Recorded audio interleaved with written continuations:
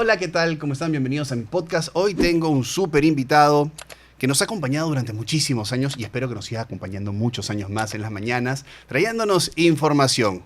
A veces no es la información que quisiéramos escuchar, pero es la información, es la actualidad, es lo que pasa en nuestro país. Un fuerte aplauso para Federico Salazar.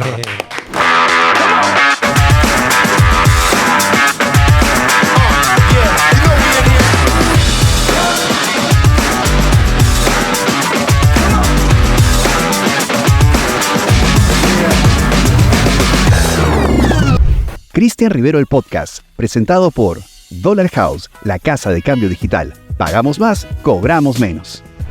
Gracias. Fede, ¿cómo vas? Gracias, Cristian. Gracias por la invitación. No, gracias un máximo por acompañarte. Qué bueno. Gracias por tu tiempo, porque sé que eres una persona que se levanta muy temprano. Y a cierta hora del día ya la batería va bajando. Bueno, de eso no nos vamos a librar, mi batería. Ya viene bajando. Pero ya viene bajando. Pero no, ahí estamos. Oye, tengo acá unos mandalas que los aprendí del doctor Pérez Alvela. Abraza un árbol y llénate de energía.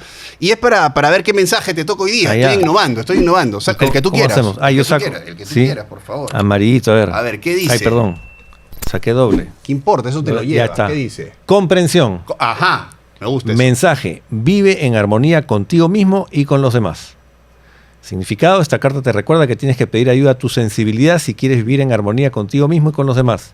Los ángeles te enseñan que la comprensión deriva también de la capacidad de encontrarse bien con uno mismo y que únicamente reconociendo tus propios errores sin desarrollar juicios de culpabilidad podrás realizar el primer paso hacia los demás. Activa la energía del tercer, del cuarto y del quinto chakra, muchos chakras, para incrementar tu nivel de claridad, de compasión y de sensibilidad. ¿Cómo haces para vivir en armonía? Hoy estaba viendo el noticiero en la mañana y había unas noticias y decía, wow. O sea, ¿cómo haces para después de eso drenar tanta información tan cargada? O sea, lamentablemente es la realidad que nos toca, es el país que tenemos, es lo que sucede, es la violencia que hay. Pero digo, ¿cómo haces para mentalmente vivir en armonía cuando al día siguiente sabes que tienes que enfrentar historias que, Dios mío, dices, no lo puedo creer? Sí, la verdad que las cosas están bastante duras a nivel de las noticias y además como la noticia es una selección de la realidad, un pedacito de la realidad, que trata de destacar aquello que es interesante, que llama la atención o que impacta. Esa es la noticia. Entonces, obviamente, siempre nos vamos a dar con este tipo de cosas más que con las cosas cotidianas en general. Entonces, sí tiene una carga especial y bueno, muchas veces no es fácil, ¿no? Sobre todo, por ejemplo, cuando hay noticias relacionadas a niños, ¿no? ¿Te toca mucho eso? Sí, eso a mí me ¿Y cómo lo baja. descargas? ¿Llevas una terapia? ¿Hablas con un psicólogo? Sí, tengo una terapia. Justo ahora después de esto tengo que ir a mi terapia. Ya. ¿Y le hablas de las noticias que pasaron en el día? Bueno, más que de las noticias, de cómo las procesas, ¿no? Lo que puede impactar en ti, en tu día a día, ¿no? Porque obviamente tu ánimo va a cambiar o el humor va a cambiar y eso puede, digamos, afectar tu entorno familiar, ¿no? Porque, ¿Y lo ha afectado en algún momento? En algún momento sí han sentido la pegada y bueno, lo hemos hablado felizmente, ¿no? Felizmente tenemos comunicación en la casa, pero digamos yo siento transfieres, ¿no? Sí, transfieres, sin duda, sí. Son emociones. Y además siento que a los periodistas en pantalla no se les permite mostrar su emocionalidad. Por ahí hay cierto ofuscamiento, a veces veo que Verónica, ¿cómo es posible? Pero hasta ahí, y uno en casa está reventando, ¿no? Claro. O está llorando, ¿no? Claro. Por ver lo que está viendo. Sí, lógico. O sea, porque el control de emoción que tienen que tener ustedes es brutal. De eso se trata porque justamente tienes que transmitir la información para que la procese el televidente y no esté prejuiciada por ti. Correcto. Pero obviamente, como dices tú, hay ciertos espacios, ciertos márgenes que nos permiten, digamos, hacer empatía con el televidente, ¿no? Eso es bien bravo, Fede. Ahora, tú llevas en televisión la vida. Hemos crecido contigo. Hemos crecido no me contigo. Di cuenta y pasó el tiempo. ¿No para mí era el buscar la chamba que necesitaba en ese horario, porque tenía otras chambas. Porque así empezó, ¿no? Como buscando la oportunidad, una chambita, un ingreso más. Y eso fue cuando tenías, ¿cuántos años? No, ya en la televisión ya mayor, ya tenía 30 y tantos. Pero tú empiezas en prensa o trabajar en imprenta desde que eres adolescente. Claro, sí. En prensa escrita sí trabajé desde muy joven, desde los 17 años más o menos. Y después ya en un diario, ya con digamos de una manera más formal, a los 21.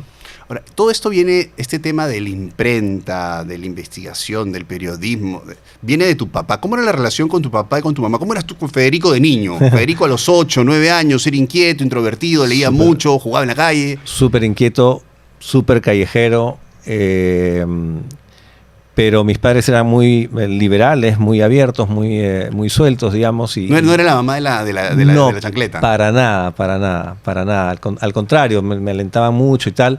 Y bueno, mi padre tenía, aparte de haber sido periodista, tenía también su inquietud intelectual, tal. Entonces se conversaba mucho en la casa. Mi madre también, mi madre era muy lectora. ¿Se sentaban en la mesa y cuál era el tema de...? Los temas cotidianos de la casa y aparte los temas de la calle y los temas de la política. Por ejemplo, yo he sido adolescente en la época de la dictadura militar. Velasco. En la época de Velasco, de Morales Bermúdez. Entonces, mucho se hablaba de eso porque el trabajo de mi padre tenía que ver con eso, ¿no? Y de hecho a mi papá lo deportaron, claro. ¿Dónde estuvo deportado? Creo Él estuvo primero en Buenos Aires y después se fue a vivir a Ecuador. ¿Y ese tiempo que tu papá estuvo deportado, cómo manejó la mamá la atención, el hogar? Fue bastante difícil porque nosotros vivíamos de lo que trabajaba mi padre, o sea, no teníamos ninguna situación patrimonial, digamos, o eso. Y entonces la familia ayudó mucho, ¿no? Vivimos una época en la casa de una abuela, después en la casa de otra abuela.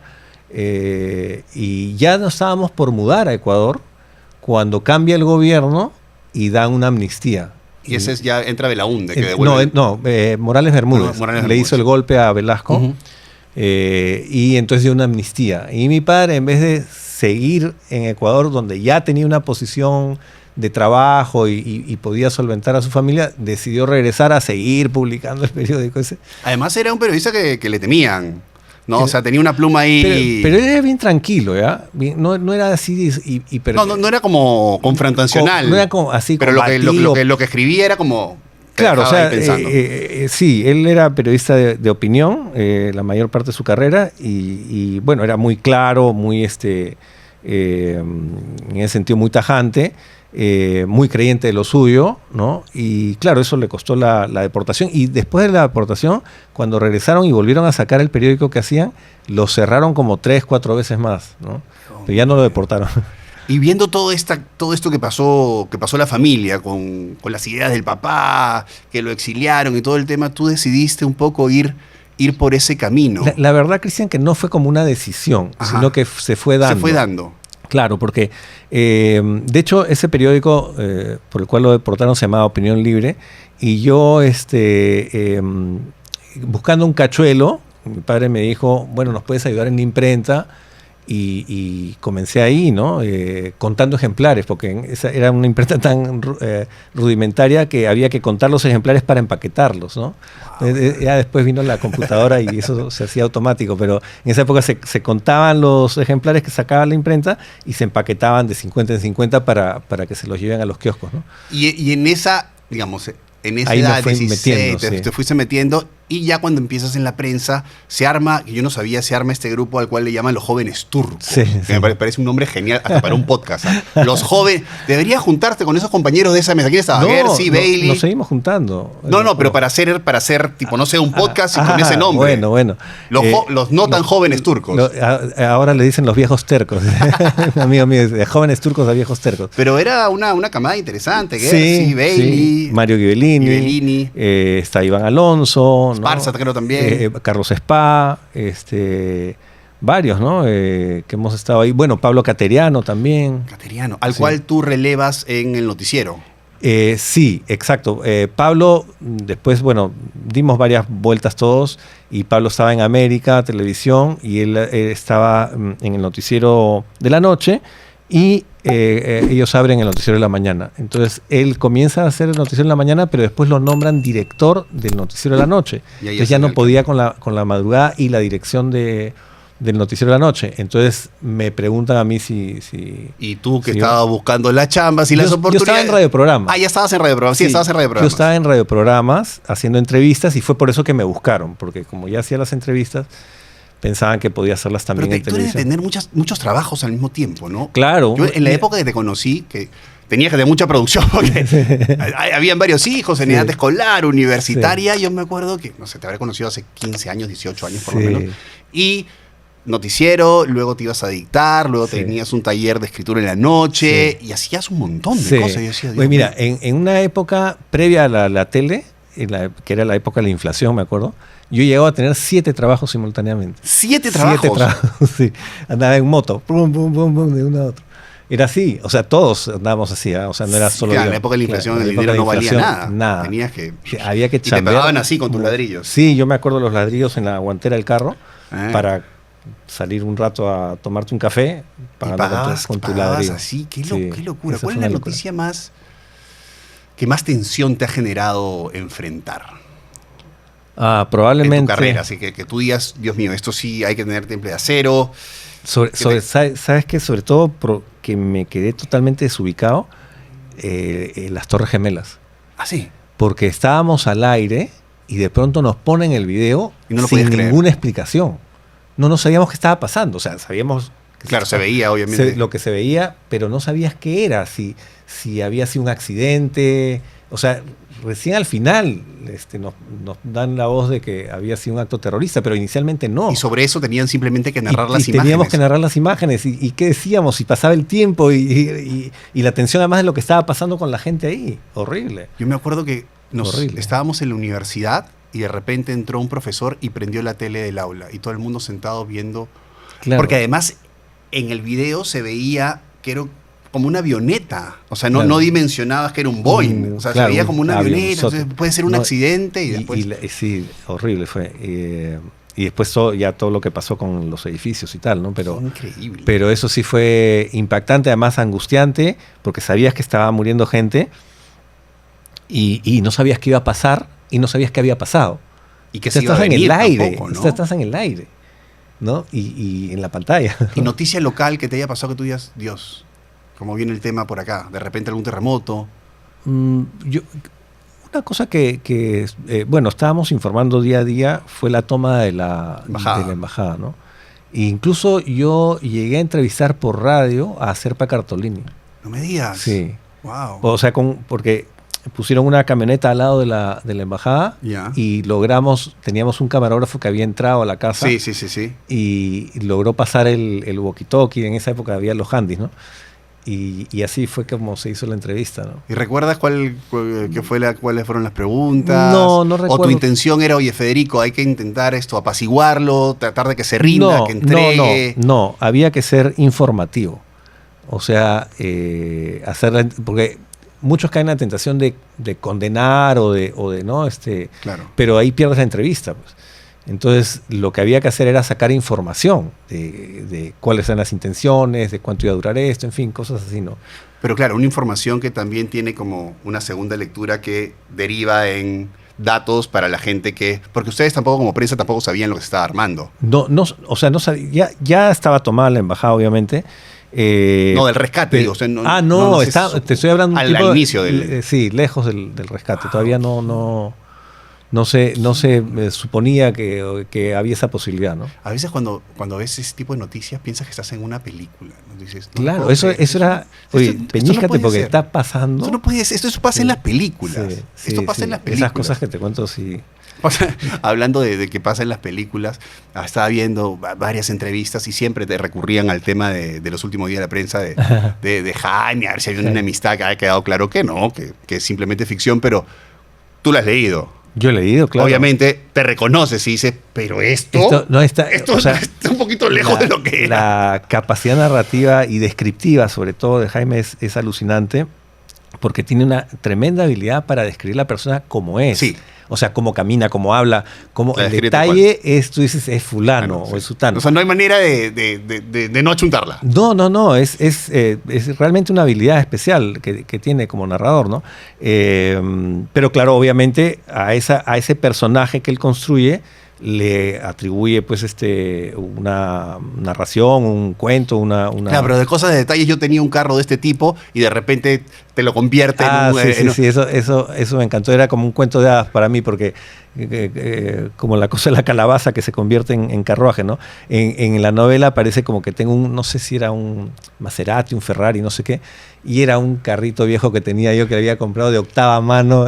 Pero tú te reías, te reías. Claro, pero ¿cómo no? No, vacilón, o sea, ver ahí cómo se transforma la realidad con una varita mágica que es la novela, en una cosa esplendorosa, ¿no? Oye, Fede, yo estoy feliz de que estés acá. Y tienes como un ángel especial. O sea, la gente te quiere mucho. Ahora, ¿cómo manejas el tema de la popularidad? Pero claro, en el medio periodístico, no sé si hay muchos egos, o hay mucha competencia de egos entre los colegas, pero yo sin duda creo que eres uno de los periodistas más queridos de la televisión. O sea, sales y la gente te quiere.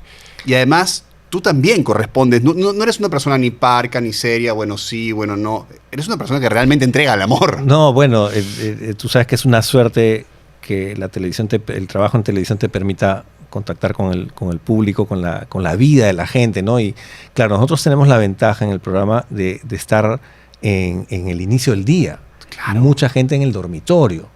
Arrancas en una intimidad. Entonces, claro, eso te da una llave para entrar como dices tú, a un ámbito de intimidad, de cercanía, tal. Y felizmente hemos tenido la suerte de que la respuesta del público pues, es bien cariñosa y como no corresponder a eso, ¿no? O sea, yo me siento como en deuda con el público muchas Katia, veces. A veces cuando hay reuniones, siempre, cada vez que salgo con Fede, no puedo. Las señoras vienen, lo abrazan, la papá. Yo ya lo entrego, dice, yo ya lo entrego, que lo apapachen. Ese es como la novela de Bailey, un poquito exagerada.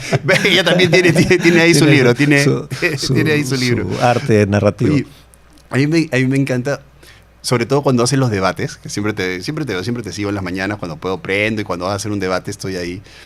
Pero yo digo, ¿cómo hace Federico para discutir? En los debates no, porque en los debates eres moderador, pero a veces cuando tienes políticos, esta facultad que creo que viene de tu papá, de discutir sin llegar a pelear, ¿no? De fundamentar, que hoy realmente ya es imposible. Hoy va directo al insulto, al agravio, al tema negativo, a la agresión. O sea, no hay, yo pienso sí, tú piensas así, ¿por qué? Pim, pum, pam, ¿estamos de acuerdo o no estamos de acuerdo? O sea, es que debería ser así, pues, ¿no? Discutir ideas. Uh-huh. Las ideas no tienen por qué ser moralmente buenas o moralmente malas. Lo que hay hoy día se discute sobre personas, ¿no? Entonces se le acusa a la persona de ser mala y el otro es bueno, y entonces, claro, ahí nunca te hace entender porque cada uno va a creer que él es bueno y el otro es malo, ¿no? Pero ¿qué pasa, por ejemplo, cuando tienes a un político X, sin tener un político, que tú sabes que hay delito, ¿no? Tú dices, mi instinto... La evidencia. Me ha tocado. ¿Ya? Pero claro, o sea, no lo puedes acusar. No. Y el pata está en cara dura, sí. O la mujer está en cara dura, te dices, no ha sido así. Claro, me ha pasado, ¿no? Pero lo que hay que saber es que tú no puedes acusar si no tienes una prueba o si no tienes una sentencia, ¿no? No te puedes adelantar al juez. Además, tu tarea de periodista, entrevistador, en el caso con los políticos, es de obtener información y obtener versión, ¿no? Tú puedes confrontar a alguien con acusaciones que se le han hecho, pero tú tienes que decir que son acusaciones, no que es la realidad. Hay que tener mucho detalle en las palabras que claro, porque imputaciones, cualquiera puede tener imputaciones, ¿no? Y pueden ser incluso interesadas o no interesadas. Tú no puedes saber eso. Entonces, hay que ponerlo todo en su lugar, ¿no? Y sí me ha tocado preguntar, oiga, a usted se le acusa de tal cosa, ¿no?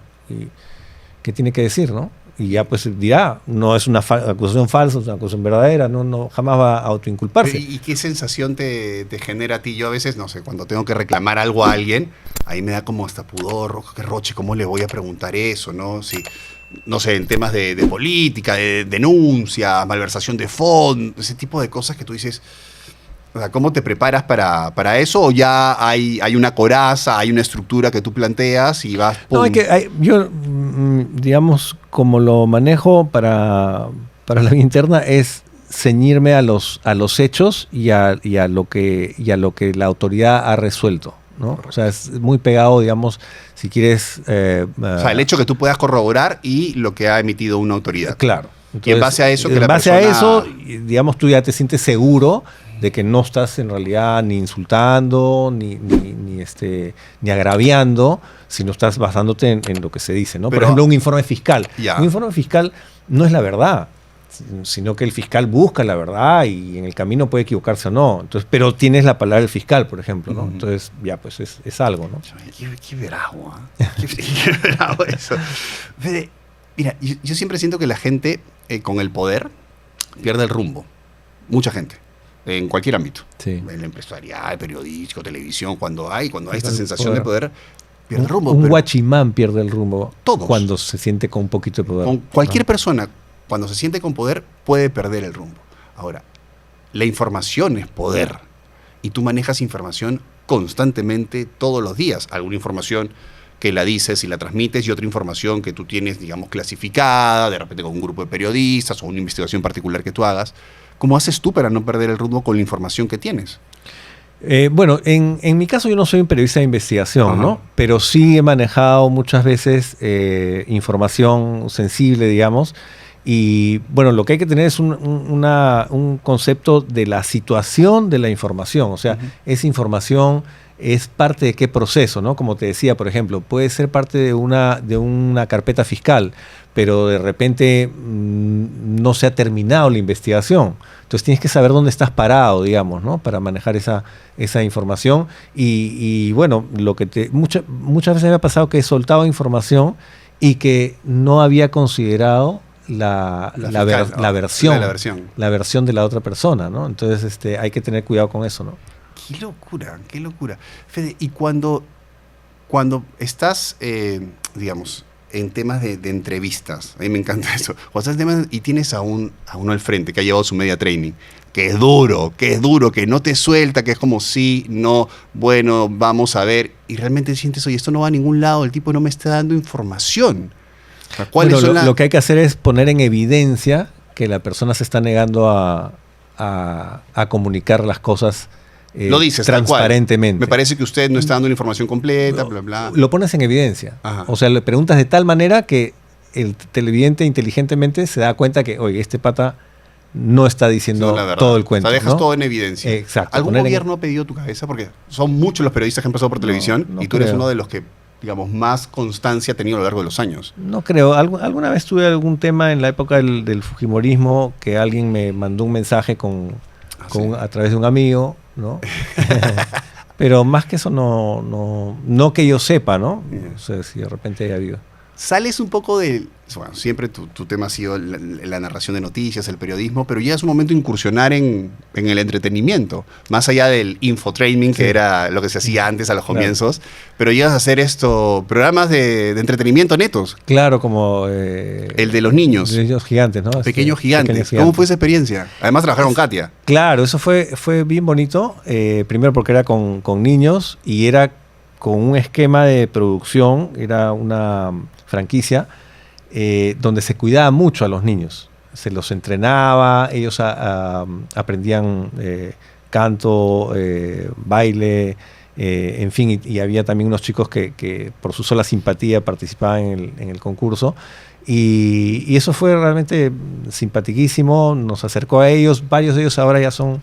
ya son pro, ¿no? Ya son pro, sí, ahí los veo en Instagram. ¿Disfrutaste esa etapa? ¿Volverías a hacer algo de entretenimiento netamente? Es decir, en un momento dices, ya, se acabaron la lectura de noticias en la mañana, no narro más noticias, voy al entretenimiento una vez por semana. Bueno, entretenimiento siempre es simpático, ¿no? Hay una parte de mi personalidad que se inclina hacia ese lado, así que todo dependería de qué se plantea, ¿no? Pero no tengo prejuicios en contra. ¿Volverías? ¿Te gustaría hacer entretenimiento? Podría ser. Ojalá que me toque hacer entretenimiento con un programa. Podemos hacer algo. Algo de talento, claro. Algo que tenga que ver con talento, con salir adelante. Con salir adelante, claro. Hablando de salir adelante, y la televisión ha cambiado, lo veníamos hablando antes de empezar el podcast. O sea, a mí me cayó el 20 así de un momento a otro. Yo pensé que la televisión, como la conocía, iba a durar un poco más, por lo menos hasta que tenga mis 60. Y dije, bueno, ya está, listo. Es que uno no maneja los tiempos, ¿no? Pero ha sido una acelerada increíble. La tecnología ha hecho un cambio muy rápido y el mercado no se ha adecuado a esa velocidad. O sea, la tecnología como que ha ido más rápido. ¿No? Es como, digamos, no sé, por decirte, la industria del automóvil, que reemplazó a todo lo que es la industria de los carruajes a caballo, ¿no? Y no los desapareció por completo, pero ahora pues los carruajes están solo para la visita turística, son ¿no? Decorativos, ¿no? Claro. Pero ponte, en el tema de la prensa, los periódicos O sea, la televisión ya está en un claro declive o una Sí. transformación, una transición que no sé hacia va a dónde buscar su ir. lugar, ¿no? Pero, Se va a encontrar, pero pero los obviamente periódicos- ya no va a ser preponderante tampoco. Pero no, ya no. Ya la Ya televisión no es ya el no. gran medio que era Así hace es. algunos años. Es Es igual, mira, es uno cuando de yo los otros empecé, medios. los que la llevaban eran los diarios. Ya. más que la ese, tele. Ese era el medio. Más que la tele. Por increíble que parezca hoy día. Los diarios eran digamos, Más que la radio. más que la radio estaba empezando, efectivamente. Wow. La radio noticias estaba empezando. Pero eran los diarios los que ponían la agenda, ¿no? Y después, poco a poco, en esa misma época de los 80s, la segunda parte de los 80s, ya la tele comienza, porque lo que pasó fue un tema político, pues. O sea, cuando toman los medios, el gobierno militar el año 1974, lo que hace es retrasar el desarrollo tecnológico. Hay un artículo que habla de como 10 o 15 años de retraso Claro. cuando intervienen Entonces, los medios. claro, cuando devuelven el año 80, Ya estábamos 10 años atrás. claro, todos se comienzan a poner al día y eso le da un tiempo a la televisión para surgir también como medio informativo y a la radio también. Pero los diarios tuvieron ahí unos años todavía de vigencia, ¿no? que a los que yo llegué. Porque antes que yo llegara, digamos, antes de los 80s, eran los diarios los que ponían la agenda. ¿Cuál es tu visión? ¿Qué crees que va a pasar con el periódico? ¿Va a desaparecer? ¿Va a quedar en formato digital? ¿Vamos a seguir teniendo el papel en nuestros kioscos? Sí, Que hablábamos de los equipos de investigación, ¿no? ¿Cómo Sí. sostener todo eso? Sí. Que era un gran Claro, equipo. porque ha cambiado la economía de los medios, ¿no? Para mí es todavía, digamos, algo sobre lo que no tengo muchas seguridades, pero lo que queda claro es que el protagonismo ha ido variando, ¿no? Y así como lo tuvo, el diarismo lo tuvo, de ahí la radio, de ahí la televisión, ¿no? Ahora estamos con el tema del streaming. Ahora va a ser redes. diferente, la televisión va a buscar su lugar, no creo que vaya a desaparecer, pero definitivamente no va a tener el lugar protagónico que ha venido teniendo, ¿no? ¿Y crees que la prensa se puede ver afectada con este cambio? Porque me quedó dando vueltas cuando hablabas de los equipos de investigación, ¿no? O sea, en los programas periodísticos necesitan equipos de investigación que hagan la revelación. Y No, además que en el equipo de investigación tienes gente que no está publicando y que está investigando y a la que le tienes que pagar. Exacto. Entonces, ese tiempo se tiene que financiar. ¿Cómo? A través de la publicidad. Pero si la publicidad baja o la publicidad se reduce o cambia la publicidad de medio, entonces tienes un problema. ¿Cómo financias los equipos de investigación? ¿Y en qué vamos a terminar? Cada uno va a ser investigador, va a publicar por su cuenta. Hay muchos periodistas que han virado al digital, pero no tienen un equipo de investigación. Eso es como un retroceso, porque en realidad la división del trabajo en periodismo es lo que modernizó el periodismo, ¿no? De manera que uno se podía dedicar a la investigación, el otro a la noticia diaria, el otro al reporterismo, etcétera, ¿no? O sea, hubo una división del trabajo, una especialización del trabajo, donde además cada uno desarrollaba sus habilidades, ¿no? Hay gente que tiene que es más talento, especialista, más talento para una cosa, para la otra, ¿no? Y eso es lo que está cambiando, pero sin un espacio propio para que se desarrolle, digamos, ¿no? Entonces, ¿a dónde vamos a ir es a parar, un futuro incierto. Es un futuro incierto, sí. Como por yo te lo decía, pronto, ¿no? Por lo yo pronto. empiezo con el digital porque veo ya los cambios evidentes en la televisión, los mercados cada vez se reducen más, cada vez se hacen menos cosas y yo, wow, ¿hacia dónde vamos a ir? No sé, pero lo único que sé es que hay que seguir remando. Hay que seguir remando. Hay que moverse. Hay que moverse, no hay que quedarse quieto, hay que moverse. Federico llegó a tener a su última hija a los 50 años. Sí. Vamos a hablar un poco de su vida como papá, su vida como pareja y algunas cositas más también de su relación con su papá en breve. Cuando necesito hacer pagos y debo cambiar dólares, busco siempre el mejor tipo de cambio. Y Dollar House siempre lo tiene. Dollar House es la casa de cambio digital donde siempre cambio con seguridad y garantía. Porque están registrados en la SBS y ADEX. Ya somos más de 110.000 usuarios y 15.000 empresas que cambiamos soles o dólares con Dollar House. Descarga la app O ingresar a la web. Dollar House, paga más y cobra menos. Seguimos en el podcast con el gran Federico Salazar, Fede. Así te dice Katia. ¿Cómo te decía tu papá, Feye? Feye. Feye. ¿Cómo sabes eso? No sé, estoy leyendo, viendo, escuchando. Sí. La relación con tu papá, cuando yo te he escuchado, cuando hablas con él, de él, que ha sido muy, muy, muy particular. Además, tu papá era un hombre que gozaba de mucho reconocimiento en el tema periodístico. Fue congresista también, ¿no? Sí, En también una fue época, congresista. fue un congresista periodo en una de época. congresista, sí. Pesaba esos jalones de tu papá cuando tú empezaste en el medio periodístico y es el hijo de... ¿Lo sentiste? ¿No lo sentiste? Alguna vez ¿Había lo mucha expectativa contigo? Alguna vez lo sentí en contra, ¿no? En el sentido Ya. de que, está ahí porque es el hijo de fulano, ¿no? Pero, digamos... Era parte de él. Sí, y el tiempo resuelve todo, ¿no?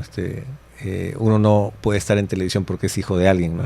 ¿Algún artículo que recuerdes de tu papá que tú digas, pucha, si me tengo que quedar con algún artículo de mi viejo De los artículos... O algún escrito, algo sí, que tú... hay un librito chiquitito que él hizo cuando estaba deportado que se llama La Pasión según San Mateo. Ya. Que es un libro, además, sobre el cual conversamos a través de cartas. Pero él me iba contando el proyecto de su libro. Es un libro sobre algunos fragmentos del Evangelio de San Mateo aplicados a la vida cotidiana de ese momento, política y economía y todo, ¿no? Entonces cita un fragmento y lo interpreta con un estilo bastante retórico, para mí muy bonito. Podemos ¿Y discrepar. tienes ese librito? ¿Se Sí, llegó a claro. publicar? Claro, sí, claro, por supuesto. Sí, claro. Porque inicialmente él quería hacer un tratado sobre la pasión de según San Mateo, basándose en Bach, en fin, porque él era músico también.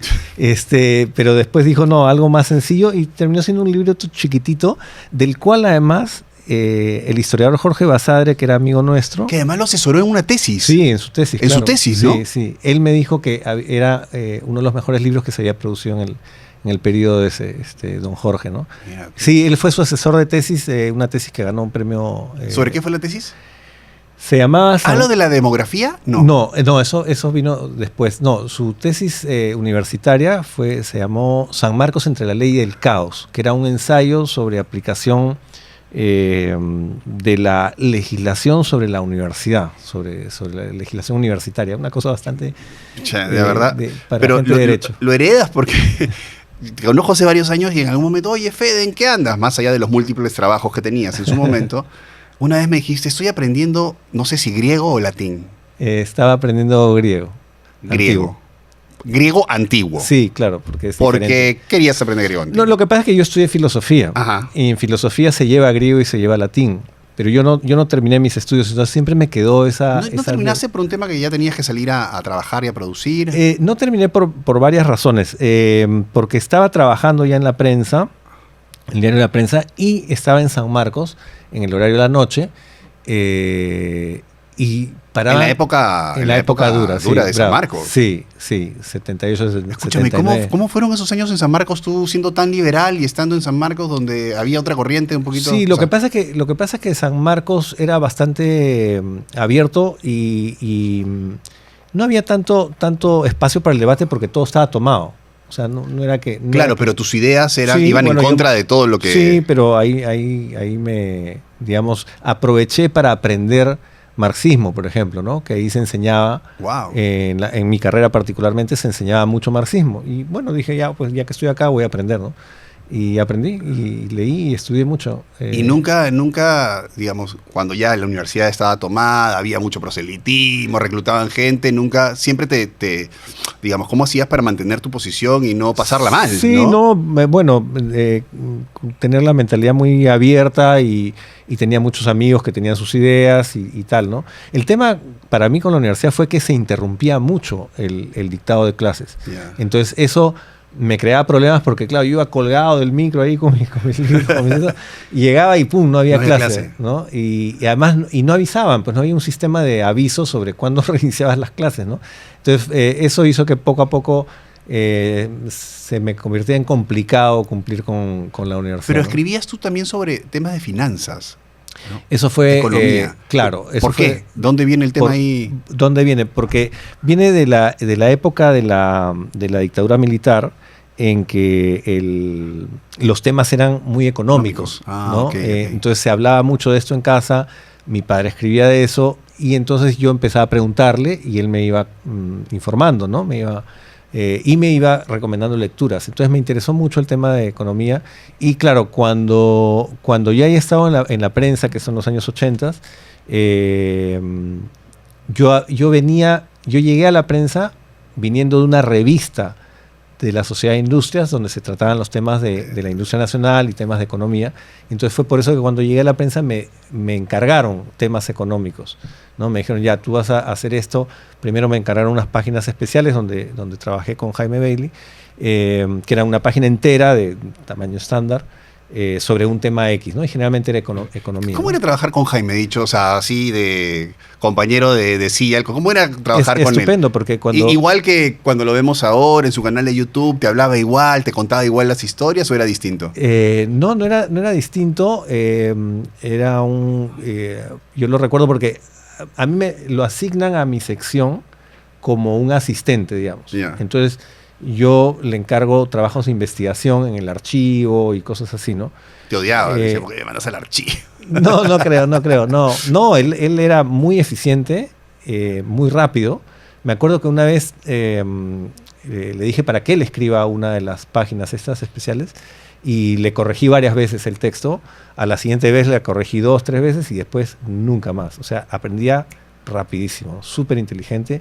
Y además con buen arte de escritura, ¿no? Y muy metido, ¿no? Me acuerdo que una vez había que entrevistar a un economista chileno que había venido y el pata se metió en el carro que lo trasladaba al economista. Y se metió en el carro. Se metió dentro del carro.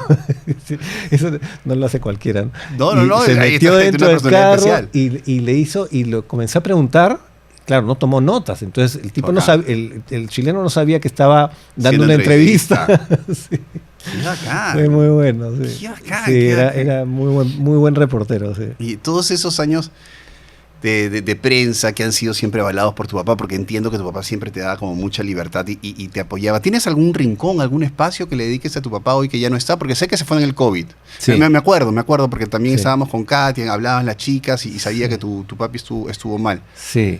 ¿Tienes algún espacio, algún rincón? Bueno, algo? él, al lado de mi mesa de noche está la foto de él, pero aparte de eso en la biblioteca está él, ¿no? O sea, yo tengo la biblioteca repartida en 3 lugares, ¿no? En la casa... ¿Acá, ¿la de Miraflores? En la de Miraflores, en la casa que era de mi papá, en Jesús María, y en una oficina que tengo. ¿Y esa casa de tu papá todavía sigue? Sí, ahí está la familia de mi hermano Ok. y su familia. Ya. Y ahí tienes la biblioteca Y también. ahí sí, porque no tengo cómo sacarla. Es demasiado. Y recurres a algunos textos cuando quieres, digamos, Sí. cuando quieres sentirlo, vas y lees No, algo de... claro, en mi biblioteca, en la que tengo en mi casa, tengo varias cosas de él, textos de él y textos que en los que él me introdujo, ¿no? En varios temas él me introdujo. Y tengo esos textos y esos intereses, digamos, ¿no? Que ya yo, por supuesto, me fui por mi lado, pero, digamos, la inquietud inicial vino de él, ¿no? ¿Qué traes de...? Sí, porque además tú estudiaste el tema de griego antiguo, después Pero algo estabas lo haciendo con el abandoné. tema de economía, pero siempre estás haciendo algo. Sí, Me dice, no, Cristian, porque si tú entras a la universidad no sé qué, en Noruega, a la biblioteca, los textos están... Digo, Fede, ¿cómo sabes eso? Le digo, ¿en qué momento? Y estabas estudiando, o no sé si sigues estudiando el economista. A Karl Menger. Menger. Sí, lo sigo estudiando, estoy escribiendo cosas sobre él. Lo que pasa es que descubrí en esas búsquedas, que se habían abierto los archivos de la Biblioteca Nacional de Austria. De Austria. Sí, la Biblioteca Nacional Austriaca había abierto sus archivos, han digitalizado como 20 millones de páginas, Wow. Lo que llaman los periódicos históricos, periódicos y revistas históricas, desde 1600 y pico hasta 1940. ¡Qué maravilla! Sí, lo tienen todo. Entonces tú buscas y con el buscador vas lo que tú quieres buscar. Por ejemplo, he visto ahí información sobre el partido de fútbol que jugó Perú en 1930 y tantos, ¿no? Y sale todas las noticias ahí, ¿no? ¿Qué trasladas de tu experiencia con tu papá, la has trasladado a tu paternidad? ¿En qué te reconoces? ¿En qué dices, uy, mi viejo era igual? Ojalá pudiera ser yo igual. No, él fue un fuera de serie.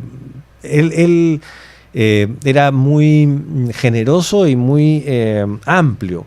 A pesar de que tenía una posición, digamos, relativamente conservadora y tenía sus creencias religiosas y tal, era de una mente muy amplia y muy abierta, ¿no? Entonces, ojalá pudiera, yo trato de seguir esa línea, ¿no? De ser bastante liberal, digamos, Ahora son esa 5. materia. Tienes, son Mis hijos, sí. Está Sebastián, creo que es el mayor. Sebastián, José María, Vasco, Tilsa y Siena. ¿Cómo tu relación con Tilsa y Siena? Con las dos chiquitas de la casa. Las dos mujeres. Eran la adoración de mi papá, porque mi papá tenía esta especial consideración por las hijas mujeres, porque... O sea, las nietas lo volvían... Sí. Sí, las hijas de mi hermano también, muy cercanas a él. Pero sí, bueno, con Tilsa y Siena tengo para mí es raro, ¿no? Porque yo estaba muy acostumbrado a los hombres, ¿no? Pero es como él decía, la sal de la vida. Las mujeres son la sal de la vida. La sal de la vida. Claro, le ponen el sabor a la vida, ¿no? Y imagino que Siena es papá, o sea, eres engreidor. Sí, con todos, no solo con las mujeres. Yo pienso, si hubiese tenido una hija mujer, creo que hubiese sido un poquito más engreidor que con los varones. Con los varones. ¿En qué engreíes, por ejemplo, al mayor? Ya que vive en Hamburgo, creo, ¿no? Sí. Vive en Hamburgo, ya te hizo abuelo. Sí. ¿Cómo fue esa sensación cuando lo cargaste por primera vez? Espectacular. Yo fui cuando él tenía como 15 días de nacido y fue realmente una experiencia totalmente diferente, y lo es todavía, ¿no? O sea, la relación con el nieto es una cosa bien extraña, porque no es igual a con el hijo, ¿no? Con el hijo, no sé, uno de repente está más atado con vínculos de responsabilidad y esas cosas, y acá es puro placer, ¿no? Sí, es lo que me dicen mis papás también. No, esto es puro amor. Para corregir están ustedes. Claro, yo estoy para malcriar. Sí, para sí. malcriar. ¿En qué engreíes a Sebastián, por ejemplo? Bueno, a Sebastián a veces le consigo algún libro que le está buscando, o cómo se llama, conversamos mucho sobre temas de economía, en fin, ¿no? Y por ahí le compro una cosita que le puedo encargar a través de Amazon y esas cosas. A José María. A José María... Poeta, ¿no? Poeta, escritor, profesor, tiene clases en la Católica y además está terminando una maestría, ¿no? Ya quisiera yo tener 10% más de esas habilidades. Sí, no, yo también tengo toda mi admiración hacia ellos porque... Además, Sebastián creo que tiene 2 maestrías. Sebastián tiene dos maestrías. Sí. Sí, y ahora está buscando una certificación en matemáticas, una cosa rarísima. ¿Y Vasco en qué anda? Vasco está terminando en julio, ahora termina la universidad. ¿Qué estudió? Él estudia Ingeniería de la Información. Ya. Ya está trabajando, ¿no? Ya está en lo suyo, ¿no? Tilsa y Siena. Tilsa es danza, le encanta la danza, está estudiando eso y también estudia administración paralelamente. Y Siena está en el colegio, ¿no? Y te ha dicho, papá, voy por aquí, voy por allá, porque ella ya es nativa digital. Sí. Ella sí ya es nativa digital. Sí. Bueno, en realidad... No, estaba en la transición, no, es nativa digital. No, sí, nativa digital y los chicos también. Incluso, mira, Sebastián siendo el mayor, él tiene mucha relación con lo digital y, por ejemplo, con Vasco, que es el tercero, tiene mucha relación por los animes, por los juegos de computadora, ¿no? En cambio, José María va más conmigo, ¿no? José María, por ejemplo, sabe perfectamente qué libro estoy buscando yo, ¿no? Cuando me hace regalo el Día del Padre, por ejemplo, es un libro, pero que nadie más sabe que yo estoy interesado. Que tú lo estás buscando. Sí. Pides libros difíciles, seguro, difíciles. Pero no los pido, sino que él se averigua, ¿no? ¿Cuántos libros lees al año? ¿Has sacado tu cuenta? No, la verdad que no. Pero ya, digamos, no es que lea como lees una novela, sino que vas investigando, ¿no? Entonces consultas este libro, consultas, leo muchos artículos de journals, por ejemplo, ¿no? De revistas académicas, ¿no? Eso leo bastante ahora por internet, pues que es una maravilla. Ahora cuando hay tanto fake en internet, salen informaciones, noticias, yo me imagino que tú tienes 3 o 4 fuentes a las que tú dices, si acá no se publicó, esto no existe. Bueno, lo que pasa es que no estoy en este aspecto, digamos, de lo académico, no estoy pendiente de lo noticioso, sino de los journals, por ejemplo, son revistas académicas que no pueden ser fake, ¿no? No, pero en tu vida como periodista, en tu vida diaria, tú dices, oye, he escuchado esto. Ah, claro. A ver, o sea, ves acá en Facebook, en el scroll, dices... Me he dado mis resbalones, ¿ah? ¿Ah, sí? Muchas veces, sí. Pero porque confiabas en la fuente. Porque, digamos, me atraía mucho y decía que que era lógico que fuera así, entonces... pero ya aprendí en el camino de internet, digamos, ya aprendí a verificar y esperar. Ya. ¿Y cuando has metido estos resbalones, los reconoces? No, sí, porque, o sea, no los he cometido publicando yo, Ya. sino, por ejemplo, en WhatsApp, ¿no? Mandaba una noticia que era fake. ¡Guau! ¡Qué Federico Salazar, ¿cómo es posible? ¿no? Me ganó la emoción. Horrible, pero pasa. ¿Cómo estás ahora con Katia? Además que le va súper bien a Katia, bueno, a las chicas, Sí, a las planchando chicas, el despecho, te he visto sí. ahí, me he encontrado contigo en unas cuantas Sí. funciones. La gente, tú sabes que Katia dice, bueno, hasta que porque cuentan pues sus historias, ¿no? Sus historias de amor. Y yo Sí. le digo, Yanela, ¿yo por qué me tengo que enterar de tu historia de amor? No quiero saber. Y luego hacen una parte muy bonita, las parejas actuales, que Sí. esperemos que sean las parejas por siempre. Y claro, y Katia en un momento dice, hasta que llegó mi Fede. Escúchame, la cúpula de las artes se viene abajo. Bueno, no, con todo, con no, Tito también, no. Yo he Sí, estado sí. así escondido, bueno, hasta que conocí a Fede. Y la cúpula de las artes se viene abajo. Yo digo, Dios mío, qué cariño abrumador que tiene Fede. Pero qué peso encima, ¿no sé? Pero qué peso encima, qué peso encima. Claro. Pero es muy bonito. Sí, Además, bueno, en general ese show es muy lindo, muy cálido, ¿no? Muy touching, ¿no? Es bien sensible. Sí, es ¿no? bien sensible. Sí. Además la gente canta, La gente está llora, contenta, baila. sí. Cuando ves a Katia haciendo eso, ¿cuál es No, tu sensación? Cuando la ves en teatro. Me encanta verla. Soy su fan. Se fueron a África. Sí. ¿Cómo fue ese estuvimos- viaje? Espectacular.